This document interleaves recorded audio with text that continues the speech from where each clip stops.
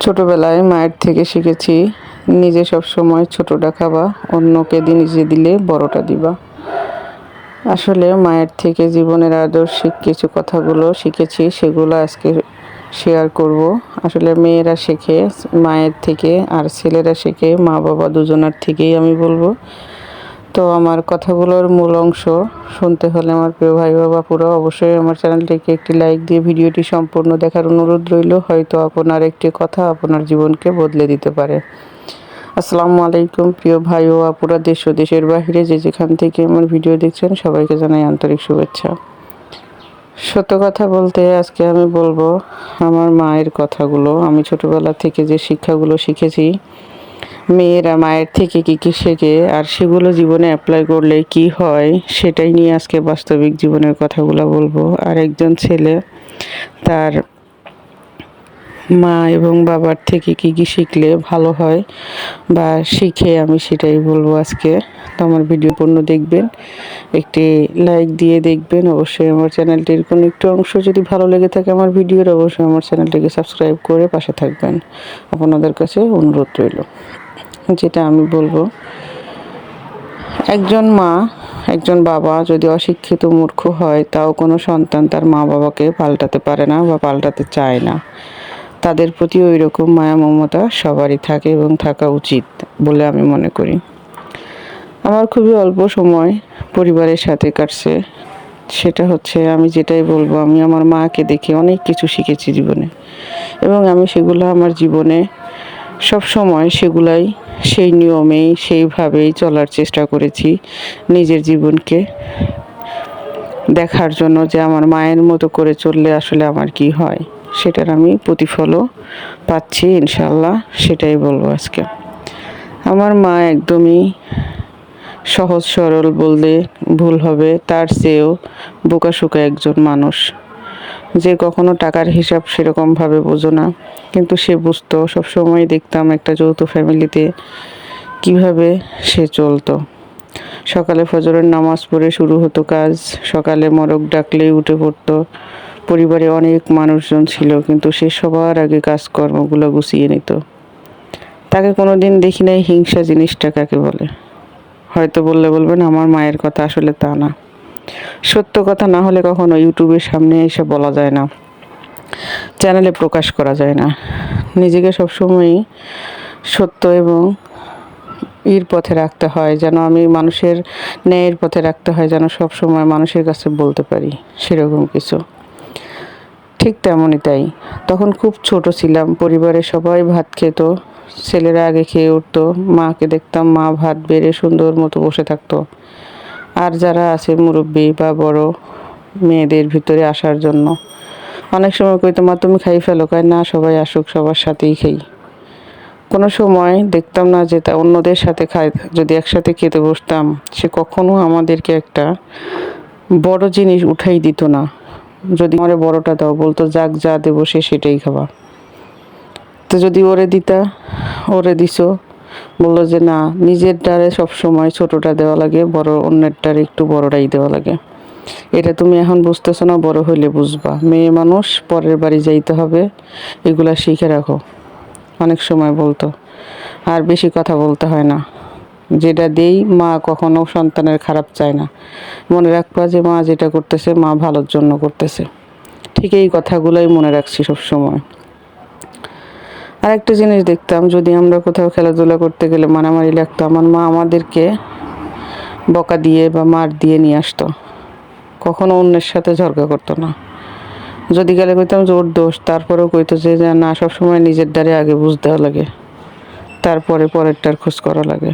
এই জন্য যদি ওর দোষ থেকে থাকে, ওর সাথে আর মিলবা না বা ওর সাথে আর পরের দিন খেলতে যাব না, তাইলে আর মারামারিও লাগবে না। মারে কোনো দিন দেখি নাই মানুষের সাথে গলা ফাটিয়ে ঝগড়া করতে।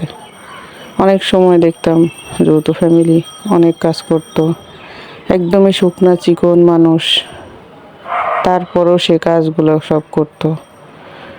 বলতো আমার কাজ আমি করি, কেউ করে করুক, না করে না করুক, কারো না কারো তো করাই লাগবে। হিংসা জিনিসটা কখনো দেখিনি। অনেক সময় অনেক কিছু নিজে বলার চেষ্টা করতাম।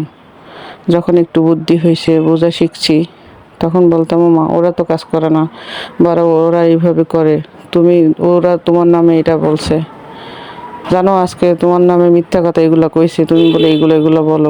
আমি বলি নাই, তাহলে আমার ঘরে আসবে না। যে বলছে তার মুখেই থাকবে, আর একদিন সে নিজেই বুঝবে যে আমি বলি নেই, সে নিজেই মিথ্যা কথা বলছে, প্রকাশ হয়ে যাবে। এই নিয়ে আমার এত টেনশন নেই। যে যেরকম যার জন্য খাল কাটবে সেই খালে সেই পড়বে, আসলে বাস্তব। ঠিক আমার জীবনকেও আমি এভাবেই, আমার শুরুতে আমার 20 বছরের সংসার জীবনে আমি এভাবেই করে আসছি। আসলেও সত্য কথা, মায়ের আদর্শ কখনো মিথ্যা হয় না। বাবা একটা কথাই বলতো, পরের বাড়ি যদি গেলে যাই কোনোদিন খারাপ কথা শুনি, কোনোদিন আর পাড়াই দেব না, যাবই না। সেটাও মনের ভিতরে একটা ডর থাকতো। অনেক সময় মা শ্বশুর বাড়িতে নিয়ে গেলে, অনেক দিন পরে গেলে বুঝাইতো। পরের বাড়ি এরকমই হয়, অনেক কিছু সহ্য করে থাকতে হয়। পরের বাড়ি মানুষের সাথে ঝগড়া করতে হয় না, অনেক কিছু চোখে দেখলেও মিথ্যা বলতেছে, তুমি বললেও এটা শুনে চুপ করে থাকবা, দেখবে একদিন সত্যটা প্রকাশ হয়ে যাবে, সাথে সাথে ঝগড়া করবো না। মাকেও তাই দেখতাম। মা অনেক সময় খেতে বসতো, দেখতাম যে কোথা থেকে মেহমান হোক আর কোনো একটা লোক ফকির মিসকিন আসলে মা কী করতো, তাড়াতাড়ি তার পাতে থেকে কোনো খাবার উঠিয়ে আবার রেখে দিত তরকারির ভিতরে, হয়তো মাছটাই রেখে দিত। তো বললাম যে তুমি উঠাই তুলে গেছো, ওনারে কটা ভাত দেওয়া লাগবে, থাক আমি তো খাই, ওনাকে আজকে খাইতে দেই।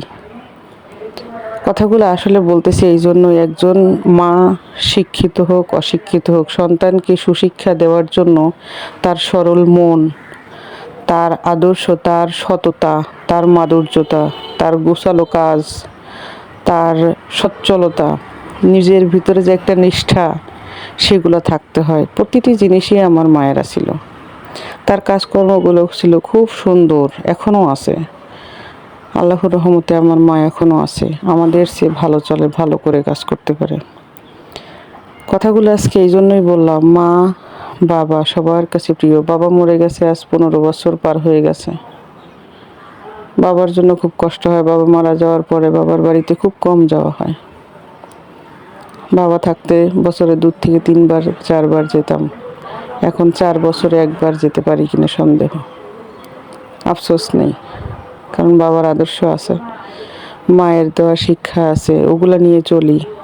অনেক কিছু মাঝখানে যারা সরল হয়, যারা সৎ পথে চলে, তাদেরকে অনেক কষ্ট হয়, কিন্তু আসলেই কষ্টের পরে আল্লাহ রাব্বুল আলামিন তাদেরকে আবার সেই শান্তিটাও দেয়, সেই স্বস্তিটা দেয় মনের থেকে, যে না আমি এরকম করি নাই, আমি এরকম করে চলছি, ভালোভাবে চলছি, আমার মনে কোনো শয়তানি নেই। তো এই স্বস্তিটা তো পাই। মায়ের জন্য কখনো কোনো কিছু সেভাবে করা হয় না, না করলেও আলহামদুলিল্লাহ মা ভালো আছে। কেউ না কেউ মায়ের জন্য করছে। মাকে খুব মিস করি, মাকে খুব ভালোবাসি। কখনো এই কথাটা ওইভাবে বলা হয় নাই, কিন্তু এখন বুঝতে পারি মায়ের আদর্শগুলো, মায়ের কথাগুলো। মা সবসময় বুঝাইতো, পরিবারে শ্বশুর শাশুড়ি ভাই বোন আত্মীয় স্বজন যে যেখানে যেরকমই থাকুক, সবার সাথে মিলে থাকার চেষ্টা করবা। ঠিক মিলে থাকারই চেষ্টা করি, করেছি, এখনও করি। কিন্তু প্রতিপক্ষরা আসলে ভালো চোখে দেখে না, তারা ব্যবহার করে। মাকেও দেখতাম পরিবারের সবাই শুধু কাজের জন্য ভালোবাসতো। অনেক সময় বলতাম বুঝের পরে যে তুমি জানো তোমাকে শুধু কাজ করায়। মাকে আমি জানি, তারপরেও করি, একদিন টের পাবে ওরা। ঠিক তেমন নিজের ক্ষেত্রেও তাই হয়েছে, এতে কোনো কষ্ট নেই। আল্লাহর রহমতে আল্লাহ রাব্বুল আলামিন তাদের চেয়ে অনেকটা ভালো রাখছে। সরলতা, সচ্ছলতা, ইমানদারিতা মানুষের ভিতরে থাকতে হবে। আসলে সবার মাই ভালো, আমি চাই সবাই ভালো শিক্ষা দিক। মা সন্তানকে সবসময় ভালো শিক্ষা দেওয়ার চেষ্টাই করে। আমি চাই সব মাই ভালো সুশিক্ষা দিক, সন্তানরা সেই সুশিক্ষাই গ্রহণ করুক, এটাই আমার আশা। সবাই ভালো থাকবেন, সুস্থ থাকবেন। আল্লাহ হাফেজ।